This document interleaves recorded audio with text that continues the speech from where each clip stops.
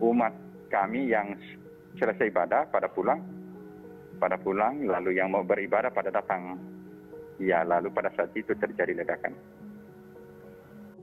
Inilah pernyataan dari Pastor Wilemus setelah bom bunuh diri meledak di pintu Gereja Katedral Makassar, Sulawesi Selatan pada Minggu 28 Maret. Insiden ini tidak hanya mengejutkan masyarakat Indonesia, tapi juga mancanegara.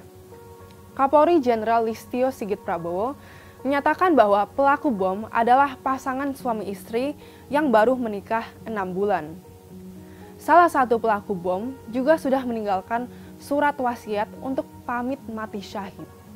Majelis Ulama Indonesia atau MUI mengutuk keras aksi yang menyebabkan korban jiwa dan membuat ketakutan di tengah masyarakat. Kedua pelaku bom bunuh diri sudah dinyatakan tewas. Sementara 20 anggota security dan jemaat luka-luka akibat serpihan bom. Lalu, apa motivasi di balik bom bunuh diri tersebut? Kita akan bahas di Quick Insight. Betapa sedihnya tanah air kita udah nggak asing sama aksi terorisme. Dalam 5 tahun terakhir ini, ada 10 kejadian bom bunuh diri dan 4 diantaranya terjadi di tempat ibadah. Padahal Bhinneka Tunggal Ika ada di lambang Pancasila. Tapi terorisme dan radikalisme di negara kita masih tinggi. Survei Badan Nasional Penanggulangan Terorisme atau BNPT menunjukkan bahwa indikasi potensi radikalisme pada tahun 2020 adalah 14%, yaitu turun 12,2% dari 2019. Namun kalau kita hitung, 14% dari penduduk Indonesia itu lebih dari 37 juta orang. Jadi sebenarnya sedikitnya ada 37 juta orang yang beresiko terpapar radikalisme.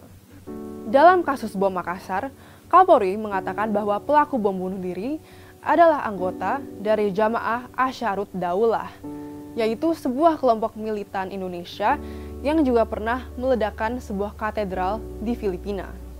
Menurut eks-terpidana teroris Khairul Ghazali, pola serangan teroris dalam 5 tahun terakhir sudah berubah sejak pengaruh ISIS pada 2014.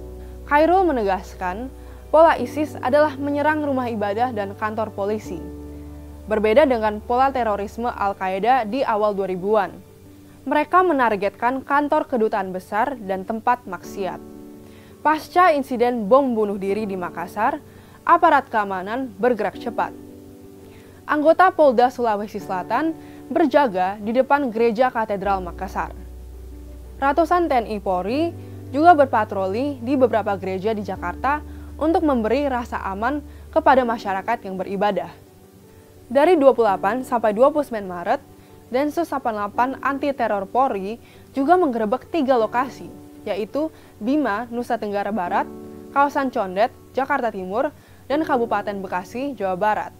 Dari operasi ini, mereka berhasil mengamankan 9 orang terduga teroris dan juga barang bukti berupa bom aktif serta bahan peledak.